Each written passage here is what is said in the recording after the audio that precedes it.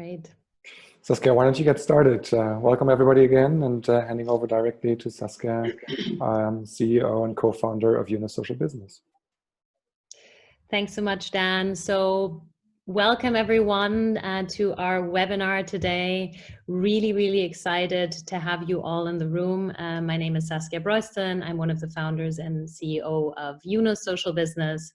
Today we want to talk about social intrapreneurship. Obviously, we're really delighted to be part of the Global Entrepreneurship Week, and in particular, we'll be speaking about social entrepreneurship, and even more in particular, we'll be talking about how corporations set up programs within the company to support social entrepreneurs. So that's why we're here all together, and I'm delighted to have an awesome panel with me, and we'll talk about them in a second. So I'll introduce them to you in a second. 2020 is obviously a pretty crazy year. I mean, the number 2020, first of all, looks beautiful, just like two numbers, and completely unexpected. But the year hasn't really turned out the way we had all planned, from bushfires in Australia that we've almost forgotten already, to like a global pandemic, and now to everything going on in the US and around the world around race and inequality. I think we've had a triple and many more whammy this year. Of course, one of the reasons or contributors to that is, of course, also the economic system that we've built up over decades. So that's why we're talking today about business as unusual. I should say, where we're talking about how business can be less part of the problem, but really part of the solution to some of these problems that we've been feeling and all experiencing over the last 6 months. So basically, to talk you a little bit through what we're going to be talking about today. On the one hand, we'll be speaking about some very exciting research that we at Yunus Social Busines have been conducting over the last year, where we've been collaborating with HEC, INSEAD, the World Economic Forum, Schwab Foundation, and of course also the League of Entrepreneurs, in understanding the needs of social entrepreneurs, what it means to be successful as a social entrepreneur within a corporation, where we will be hearing more from my colleague Emil Lamprecht from Market Gravity, that has been part of the research team, in a second. And then we will also have a panel of 3 awesome speakers, both from SAP, from Kohler, as well as from Airbus, that will be talking about their social entrepreneurship programs within their companies. So maybe to give you a little bit of background of who we are at Yunus Social Busines, because not everyone knows you, we basically have 2 arms. On the one hand, we finance social businesses in developing countries, all with a focus on poverty. And on the other hand, we work with large corporations to help them use their core competences and to solve problems in the world. And the way we do that is we build social ventures with them, either from within the company or also together with external social entrepreneurs, to really see how this can help them transform their companies for good. And I thought maybe to start off, this is of course not a panel just about the panelists, but this is of course a much more interactive discussion. So we'd like to actually start off with asking who's in the room, so we get a little bit of a better feeling. And on your screen, there should now be a poll that's popping up. And if you could click on that and give us an answer, that would be helpful to actually understand better who's in the room. So please click on one of the things that you feel you are most. So you're either an executive of a large organization, you're a social entrepreneur yourself, or you would like to become a social entrepreneur. You're running a social entrepreneur support program. You're looking to start a new social entrepreneur support program, or you're just generally interested in the topic. Let us know who you are so we have a better feeling how to also make sure we ask the questions and give you answers in the right way. Okay, fantastic. I hope everyone has answered. Yeah. So pretty clear. It seems like almost 30% are actually interested in starting a social entrepreneur support program. So they're actually really interested in probably understanding the mechanics of how do you actually support social entrepreneurs within the company, which is great to hear. And I guess the second one is obviously being generally interested in the topic, which is also great. So great to hear who we have in the room, and thanks for the poll. We can move from here. So maybe just quickly understanding what we actually mean with the word social entrepreneurship, because there's so many buzzwords out there. So just to actually define it in our own words. A social entrepreneur is an entrepreneurial employee who develops a profitable new product, service, or business model that creates value for society and her company. This can include working with social entrepreneurs on the outside, so that are not part of the company, that actually help obviously scale their model through the company value chain. And social entrepreneurs help the employees meet sustainability commitments and create value for customers and communities in ways that are built to last. So this is what we mean with social intrapreneurship. Employees within the company taking the initiative, using the core business of the corporation, but using it for social or environmental purpose. And with that, I'd actually love to jump to introduce our panel. Obviously you guys know yourself even better, and you're even better probably at explaining what you do. So I'd love to start off with Deborah Kaplan. She's the director of a fascinating initiative called SAP 1 Billion Lives, an entrepreneurship program that SAP has had for some time. Deborah, can you quickly introduce yourself, say what you're doing, what your program's all about, and maybe a concrete example of one of the social entrepreneurs that you guys have been supporting?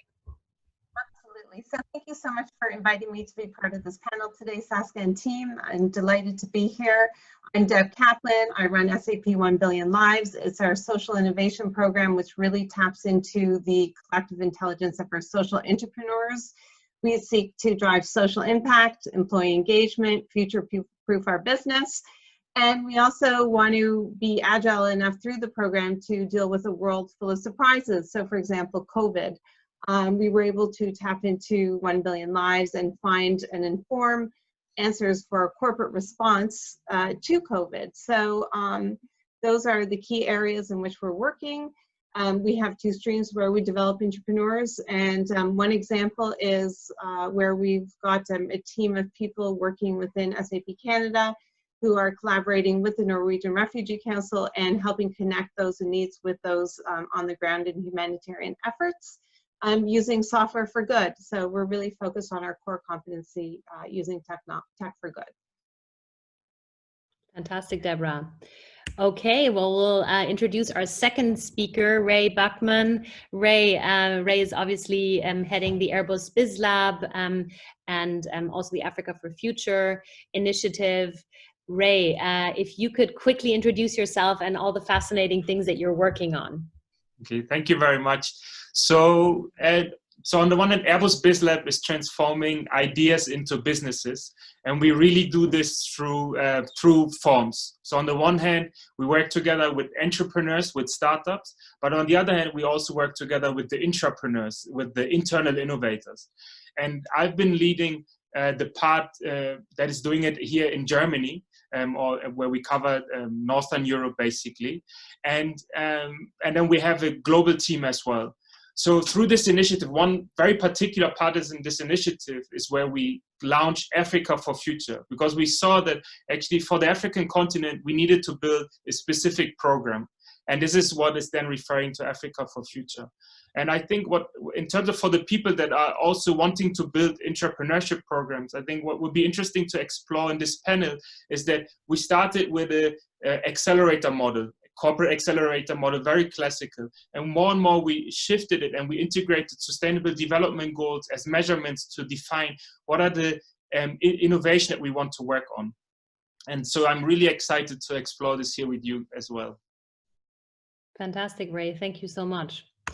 And last but not least, Angela Peltzer, who's program manager at Kohler Innovation for Good. Also a very exciting program that Kohler has been running for some time. Angie, please go ahead and introduce yourself.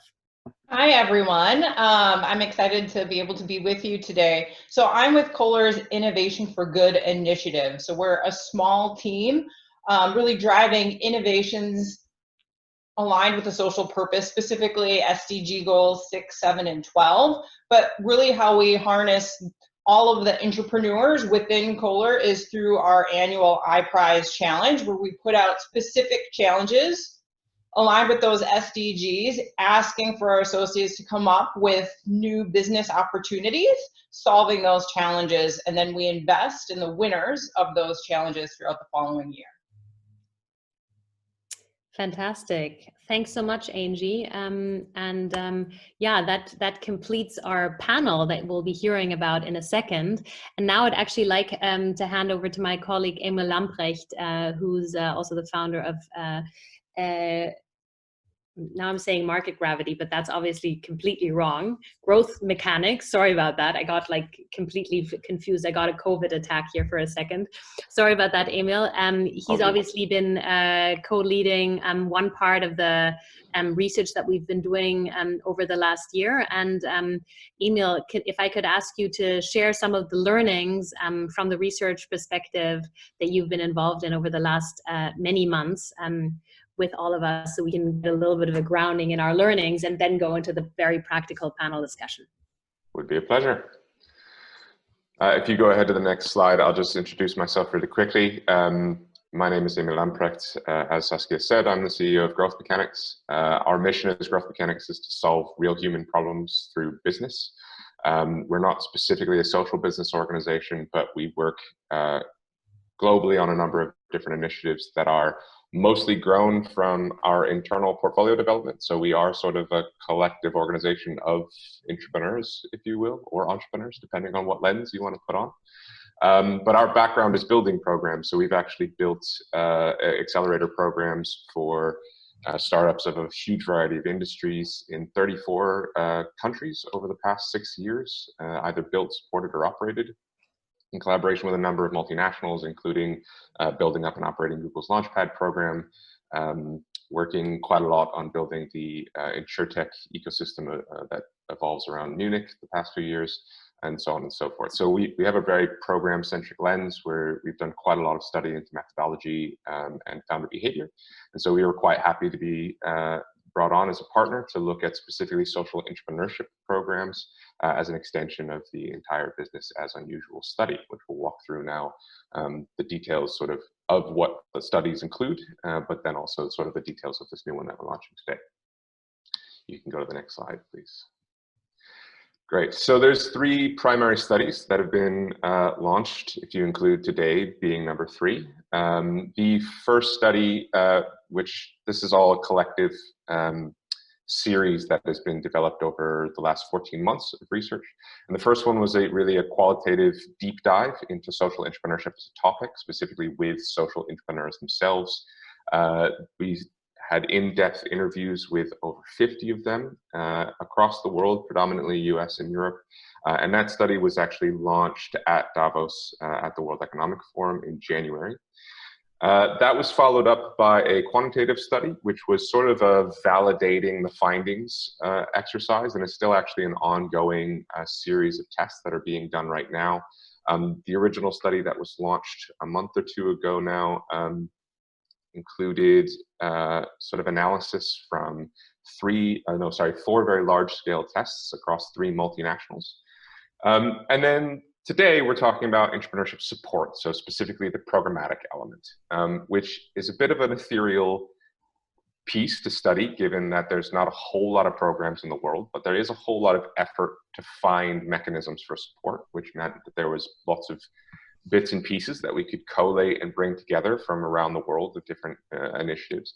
So we ended up doing a deep dive study with about 10 program managers, and then studying an additional 40, I think it was 48 total, but maybe more now, individual social entrepreneur initiatives around the world. And one thing that I will say that was quite interesting about our studies, while most of the deep dive interviews were very European focused, the scattering of the 50 initiatives we looked at across the world was hugely diverse in terms of country and continent. So we got input from quite a huge range, which has made the study quite interesting, and also the translation element quite difficult. We can go to the next slide. So there's a number of benefits that surfaced from the qualitative research that I just want to point out really quickly, because these are kind of core things to understand that came out of the business as unusual research as a whole. And these are things that both the quantitative research were looking to validate, but also obviously the programs research was looking to confirm, right? What programs we're doing or are doing currently to support these specific benefits, or to create them and reinforce them as much as possible for the social entrepreneurs. So obviously, social entrepreneurship has its effect on a corporate body, improves employee engagement and job satisfaction. That was kind of a resounding victory for social entrepreneurship where it had been employed. Number two, there leads to mindset shifts, culture changes, or even kicks off corporate transformation. So it's an engine starter. Number three, spurs business innovation of some kind. So has an effect either on innovative thinking and principle or the literal R&D of the corporate organization. Four, reaches new markets or new customers, so helps open doors to new places to go. And five, improves corporate brand equity. Obviously a lower level, but still quite a large chunk of confirmation of that across all of the interviews done, really looking at what it means to be an employee of an organization, more so than just the external view of the brand. Next slide, please. So for programs, this was more the equation we wanted to look at, though, is challenges. So how are programs helping entrepreneurs overcome challenges? And so some key challenges that surfaced from the research overall: corporate structures, creating a business case, lack of resources, communication, lack of social expertise. I think a lot of us in this room, if you've talked about social entrepreneurship in your host organizations, or you've come up against corporate political walls in the past, as many of us have, corporate structures being a major blocker for something like social entrepreneurship may not be much of a surprise, but it's good to have it sort of fervently confirmed by 84% of the interviewed population. It also means that it really is a very important piece of programs that are put in place, is to find ways to help social entrepreneurs navigate these issues and get around or through them in a way that obviously is beneficial to the corporate, but allows the social entrepreneur to develop and grow an initiative. Creating a business case, obviously always a difficult part of starting a new initiative, whether you're an entrepreneur or otherwise. So there's some more logical things that we can borrow there from kind of global accelerator standards. And then lack of resource, which really talks about the outflow of a program. So, beyond a program, how are entrepreneurs going to be supported so that they can continue to develop?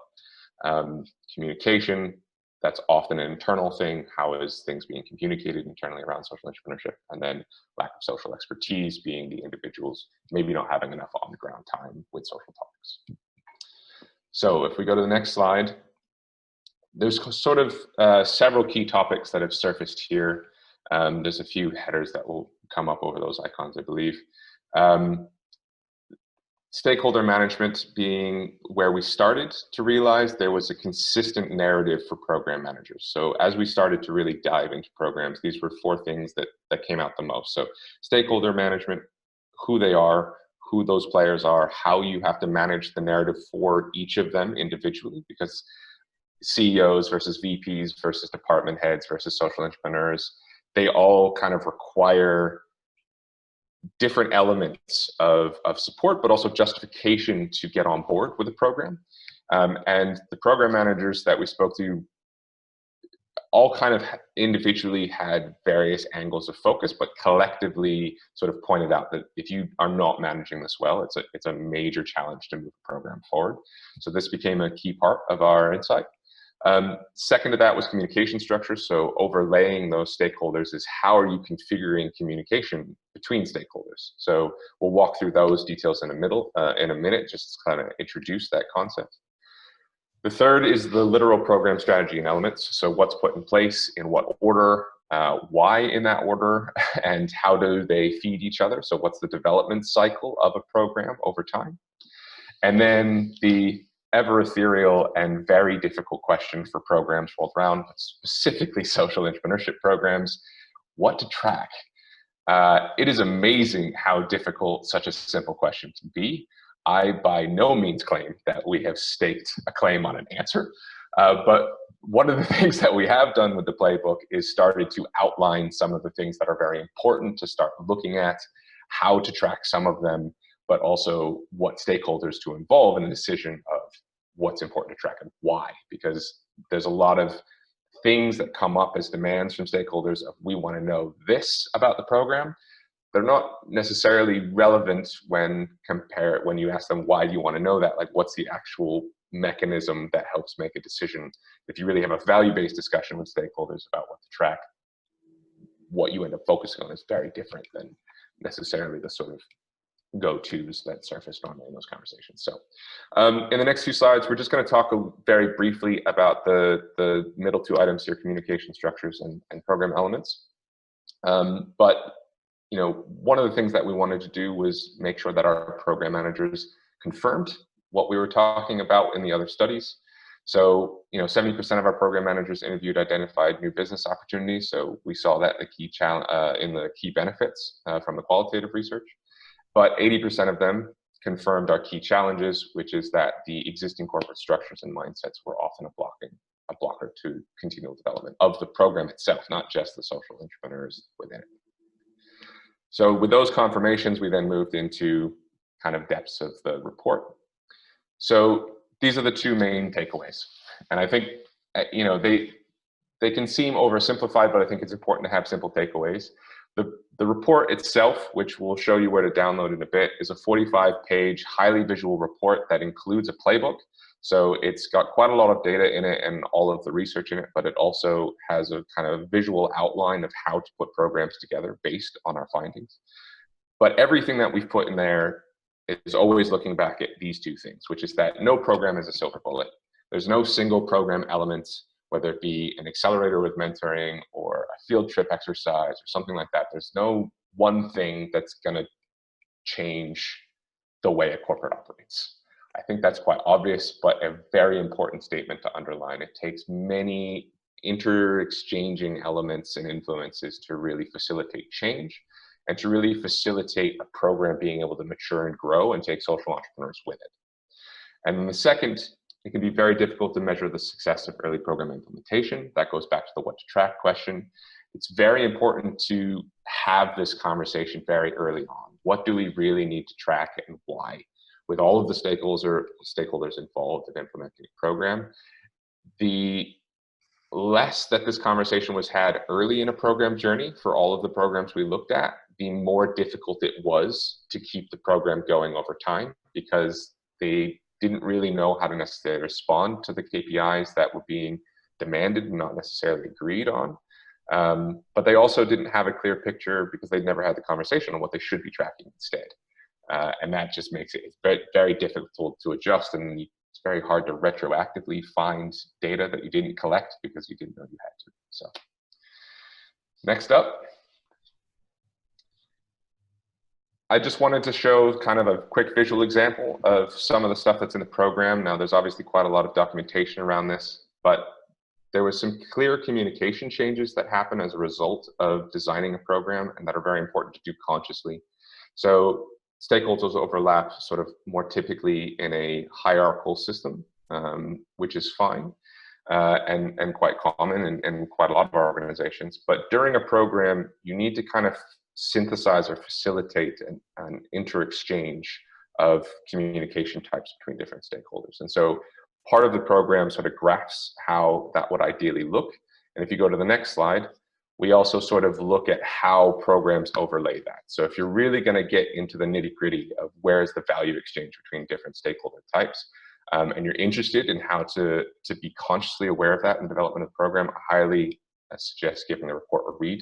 We're going to walk you through in that document kind of everything having to do with this graph and why this is important and where it's more important versus less important, which is also good just in terms of being able to prioritize. And then next, and this is really the playbook portion of it. And again, I just want to emphasize that this is quite a big report and playbook. It's a 45-page document, and we've tried very hard with our wonderful team to make it very visual and interactive. So it's hopefully not a boring, dry read anyway, but also kind of quite visual and helps you tie the dots together as you go through the journey of developing a program. I will state that what we've put in here as a playbook isn't ideal. It's quite hard to imagine that you could pick up this playbook and do all the steps perfectly in order, perfectly in priority, and get it all done over whatever time period, maybe several years. That's an ideal that, as we know, life usually doesn't afford us, and certainly the corporate world and how things change day to day or month to month, and how priorities shift and stakeholders change won't necessarily allow that to be a linear journey. And that's not really the point. The point is to try to map how all of these things interconnect and become codependent in a way that allows you to better support social entrepreneurs. And so we built this playbook in that fashion and with that vision in mind. And so I hope you get the most out of it when you go through it. And that pretty much wraps up our introduction. If you would like to get the playbook itself, along with all of the other research documents, please go to yunussb.com/business-as-unusual. I believe the link will also fall into the chat momentarily. But that is the introduction to the programs report and playbook for now. Thank you very much for listening. And I'll hand it back to you, Saskia. Fantastic. Thanks so much, Emil, for all your work in this, and of course also the rest of the team at Yunus Social Business who've been working hard on this specific last third part of our business as unusual research that we've been conducting. So big thank you for the team on the awesome work of the last 12 or even 18 months. You've been working on all of this. Really big thank you. So yeah, now I'd like to move back to the panel. And before I actually jump into the panel, I want to ask you again as audience. I know webinars are happening all the time. Probably half of you are already falling asleep or lying on a couch. So I want to make sure that this is interactive and this is actually leading to you really getting out of this what you want. So what I'd like to ask you is, what is it actually that you would like to learn from the panelists today? And you can start clicking here. I have a couple of options for you. So would you like to understand from the panelists how they got started? Would you like to understand more the mechanics of how the program currently supports the social entrepreneurs? Do you want to know how the social entrepreneurs are supported beyond the program, so within the company, but beyond the program? Are you interested in how the program has impacted the overall company? So has it led to a transformation? Are you interested in how it's positioned internally? Or indeed, are you finally interested in how the program measures and communicates success? So those are all the options, and depending on what you answer, we'll make sure to adjust our answers and also my questions that I'll be asking to the panelists. So we'll give you a little bit of time because it's a bit hard to digest while I'm speaking. So I'll shut up for a second so you can click.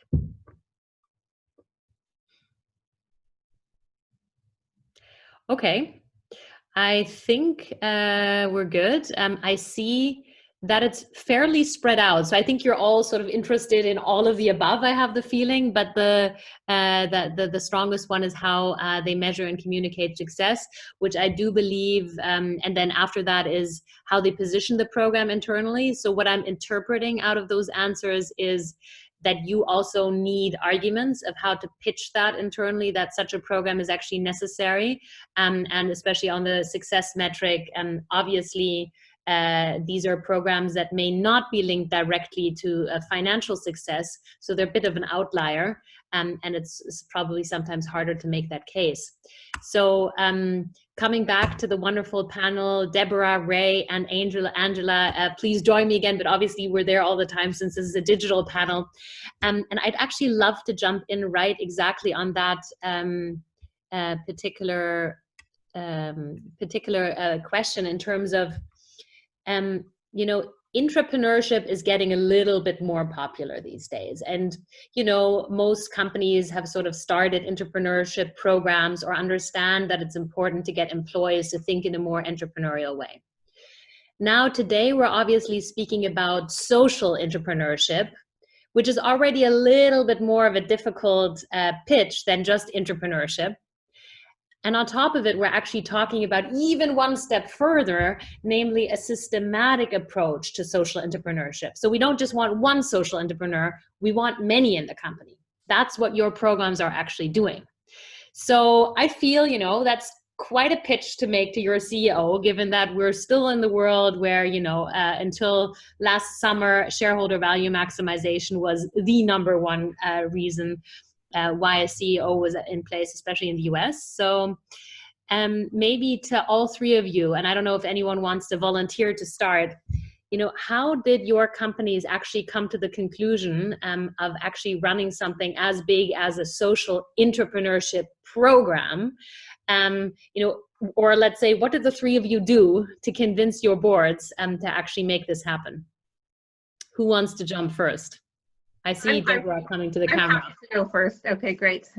So it's really interesting. For our journey, we started in 2016, and it was founded by an employee in SAP APJ region, so Asia Pacific Japan. So it started out in one region where we were able to incubate the program and really test the waters and see how we can engage our people, how we can engage our ecosystem, and really find solutions that we can invest in that can drive social impact and business value at the same time. Now, interestingly, we also, as our program grew, the founder of our program became a member of our board of directors of SAP. So what's happened is, as her career has grown and her responsibilities have grown, she has taken the 1 Billion Lives initiative with her.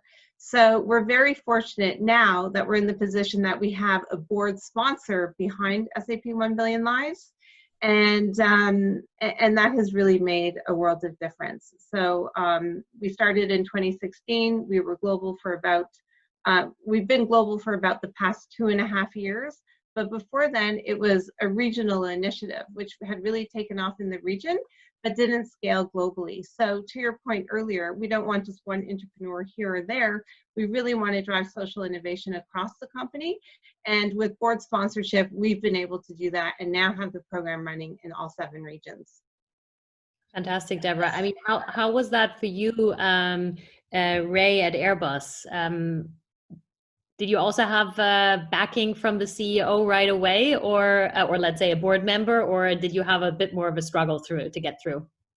In my perspective, I think it's actually an opportunity for everyone, and it's so empowering that I think anyone can start in the company an initiative or a program and make it showcase and make it visible. So I think in a lot of times, especially with social intrapreneurship program or entrepreneurship programs in general, it is not the CEO coming in and say like, hey, who can build me such a program? And this was the same case for what we were doing. So the BizLab itself started out of a conversation between different innovators in the company and said, we need such a vehicle. We need a program to systematically support entrepreneurs and the startups as well. And then actually Africa for Future as one of the programs that was, it's really something that started even before I came to the company. It was somehow in my mind, something needs to be done. So by coming to the company, I started to reach out to different people, different individuals who had the same passion like me. And from this, we were able to, you know, we started with one small workshop in a small room where we said, how can we bring more innovation to the African market? And from this little workshop, this small room where a few people gathered, we then said, okay, what can we do practically this year? And then the next year we said, okay, what can we practically do this year? And at one point we saw that actually we have built so much momentum, so much to show that we reached out to one of the board members and presented it. And that was really where then I think the program kicked off, and where we could integrate the initiatives that we are running on the African continent with the innovation vehicles. And yeah, from there we grow. And I'm really excited as well to explore some of the success criteria and so on, because this thinking also evolved over time. We came from just showcasing an anecdotal kind of measurement to really systematically, how can we measure the success of what we're doing? So yeah, for me, it's really the empowering feature actually of building such a program is anyone can start it, and but it takes time. It's nothing that you can do in a year. It really takes a few years. So in our case, I think it was 5 years ago, and now we have done the program 3 times. So Yeah. So Ray, maybe just another follow-up question then. So I'm hearing you're arguing innovation. I'm hearing you're arguing fly a little bit under the radar and then get bigger over time.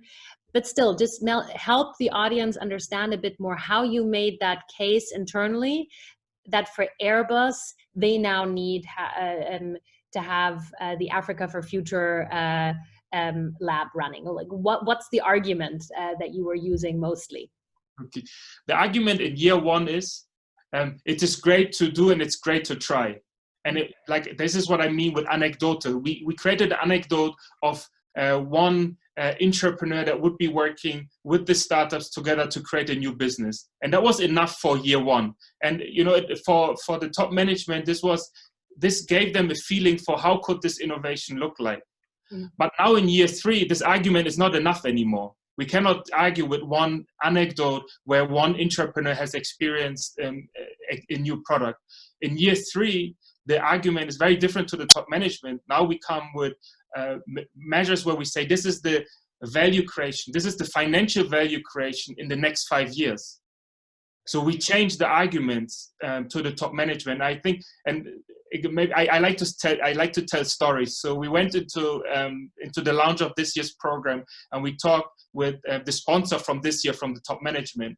And in the very first meeting, that person asked me, "Are we talking about philanthropy or are we talking about business? Because the way that I'm looking at this program will depend on what we are trying to do."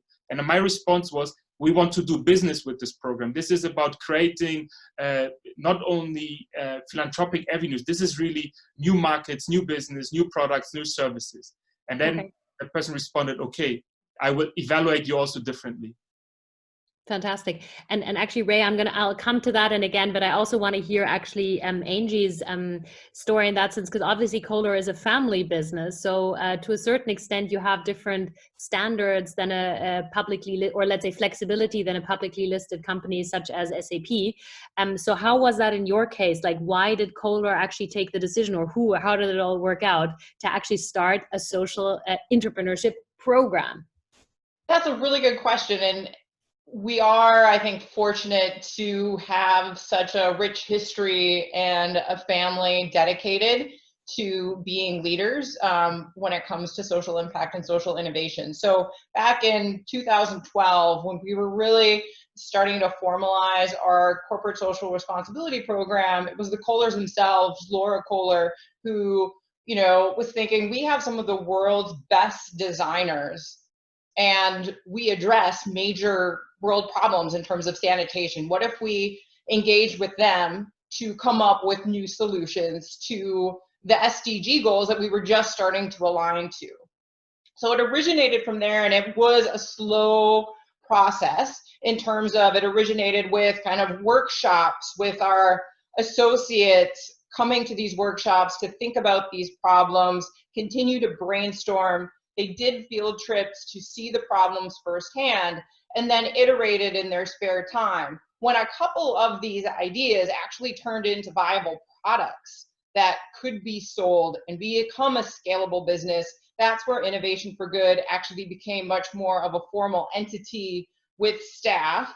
And then 3 years ago, we decided, how can we do this at scale? And that's where we evolved with the iPrize program. It also helps that Laura Kohler is not only our VP for social impact, but also for human resources. And so, that drive for an employee engagement is something that she could really understand. I think now we're on that same journey that Ray was just describing in terms of that discussions with the business, where they earlier really thought of this probably more on the philanthropic side, where we are seeing these as business opportunities that need to be scaled, and getting them to rethink what the program is a bit of a challenge. But now, as we're starting to build more examples for them to understand, they can understand, okay, this is going to help us drive what we're trying to achieve. Fantastic. So coming back to you now, Ray, since you were just arguing, oh, well, I tell them about the financial metrics. So that's great. But of course, we all know that, let's say, it's not always easy to hit both the social success factors and also the financial metrics at the same time. That's sometimes a little bit of a struggle. So I'm assuming also that you're not just measuring the financial metrics, but possibly also a couple of social ones. Can you tell us a little bit more about that, given that obviously we're talking about social entrepreneurship, and if you would only measure the one, that would not fully work, I guess. So how are you doing that?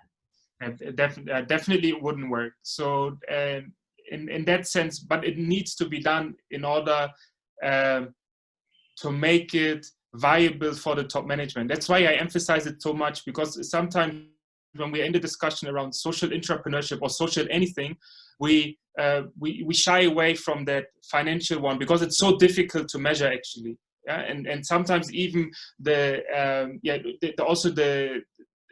but there's so many different aspects that we need to look into account. But this is why I say this is one criteria and this is what we need to do. For the other ones, we just started this year actually to develop our own impact logic. So we define what is the impact that we want to see.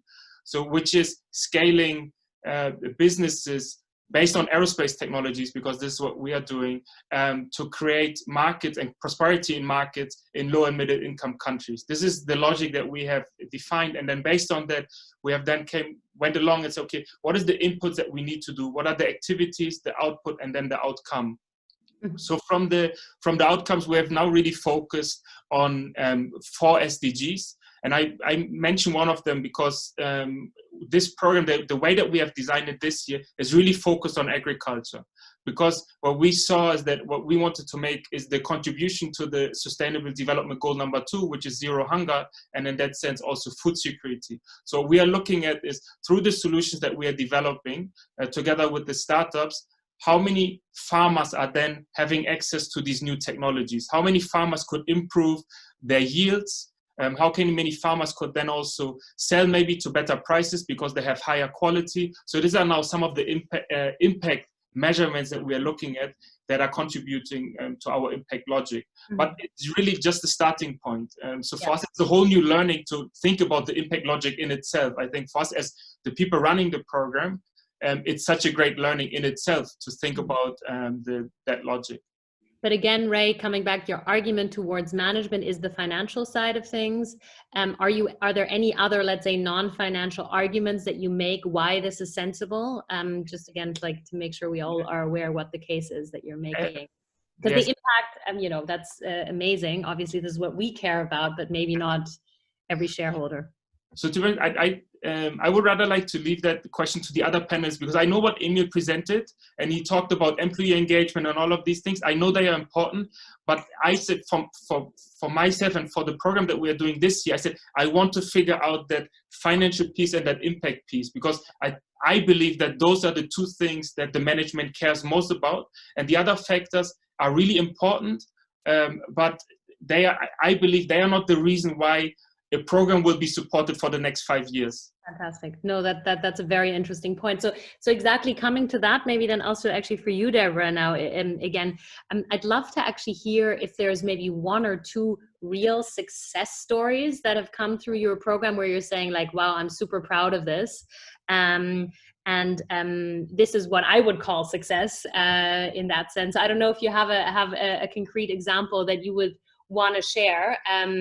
Or if you don't have that yet, then share what you believe would be other measures of success that would be relevant here, since we know it's difficult to sometimes create that type of success. So 1 billion lives is really an enabler of our digital and business transformation as a company.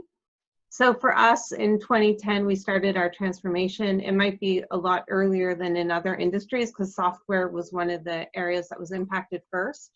So in 2010, we started our transformation from an on-premise business model to a cloud business model. And when you go through such a massive change as changing your business model, you really need to engage your people and rally them around a purpose. So even though helping the world run better and improving lives was always part of our DNA, we really made it clear that this was our purpose. So by doing so, we were able to also emphasize what was critical to this transformation, which was a customer-first mindset and culture. And when you put your customer at the center of your business, you're also putting your people at the center of your business, because engaged employees are also enabling your customers' journeys. And we know that engaged employees perform best with customers. And when you look at those two things in terms of how we're measuring success, employee engagement is obviously a very key piece. And that engagement also enables more innovation with our customers and gives us more opportunity to drive social outcomes with our customers, because we can co-innovate with them in real time. In addition to employee engagement in terms of being a measure, we're also looking at customer satisfaction. So a great measure of our success and our transformation is ensuring that our customers feel that they've been put at the center of our business model and that they are first. So in terms of metrics, we're really looking at employee engagement and customer satisfaction as two key indicators. And it also goes to the brand of SAP. We are in almost every region. In each region, we are a top employer of choice and top employer and top CEO in Green Door and so on. So linking our metrics to our transformation as a company and to the transformation of our business model is really key in terms of how we look at how successful our program is. When we look at how we invest in opportunities, what we're doing is we're looking, so it didn't start out this way. It started off with a couple projects trickling in one region. And then we realized as we grew, we really had to put in a methodology that would ensure that all projects that we invest in are following a certain set of guidelines to ensure that we're enabling outcomes, and to ensure that we can put the processes in place that are necessary to drive those outcomes. So in terms of social impact criteria, we look to invest in programs that drive transformational change, so that the solutions that we're putting forward can not only sort of compete with the current solution out there, but is better than the next best option to really drive that transformation. We look to see what the metrics are. So we want to ensure that the outcome of each project is measurable. And when you asked earlier, you know, what are you measuring? So if you could make examples always, that's super helpful, Deborah, for people to understand, for example, if you say measurable, what it is that you're, for example, measuring. Absolutely. So certain programs are dedicated to improving lives, and that means creating new jobs, reducing deaths due to improved cancer treatment, because technology was able to provide a better prescription for your path to health than not using technology. It could be saving individuals, saving lives in terms of a crisis or a natural disaster. So we've been investing in solutions around cancer treatment and personalized care around that treatment. We've been investing in other initiatives like rapid disaster response. So in areas where we can really apply new digital capabilities to processes that can really help connect people, drive increased visibility. So, so those are some other examples. So drives jobs created, saving lives, the mindset of beneficiaries. So how do they feel that they're that the outcomes that the program's set to enhance, you know, do they agree with the outcome, that the outcome has been achieved? So those are a few examples. Cool. And I'm super sorry, Deborah, I'm going to have to cut you short there, because I'm also looking at the time, and I wanted to ask Angie another question, but I think we're going to mix it up with also letting one of the audience share one of their questions. So Dan, I believe we had a couple of audience questions, and maybe we'll just direct that at Angie if it's not directed at a specific person. Yeah, we can certainly do that. So there's one question from Thomas on Thomas Udison on how can we actually encourage and nudge the organizations to do good whilst also running a commercial business. So I think the panelists have so far talked about how can we argue for social entrepreneurship, but then also vice versa. I guess the question of how can we make companies benefit from the shared value concept and understanding that it's not just about the bottom line. Mm-hmm. Yeah, Angie, is that something you can share your experience with? Yeah, I think there's two aspects for us at Kohler when we're looking at social entrepreneurship and iPrize and where we're taking it. And so one of those ways is we're looking at bringing more social entrepreneurship into the sustainability space and the actual process space. So from the standpoint of Kohler sustainability initiatives, we're going to be having many more commitments that the businesses need to make to achieve certain sustainability targets, whether it be their carbon footprint reduction or the amount of waste that they have in their system. So it can be challenging for them to think about, how am I going to achieve these? And now the iPrize and harnessing the power of our associates can help the businesses start to achieve those goals. So it will be seen as an extra kind of asset to them as they're given these new metrics that they need to adhere to outside of just the financial parameters of the business. So that's one aspect in terms of leadership bringing new metrics that our businesses need to adhere to outside of just the financial side. So thinking of entrepreneurship outside of just product, but process too. Fantastic. Yeah, that makes sense. Is there another question, Dan, that we need to answer, or? No, but I think maybe also a good wrap up then from Ray and Deb. Exactly.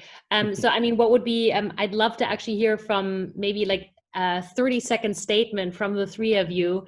If you basically were now giving advice to a new person within a company that wants to set up a social intrapreneurship program, what would that advice be? Give me your answer in 30 seconds.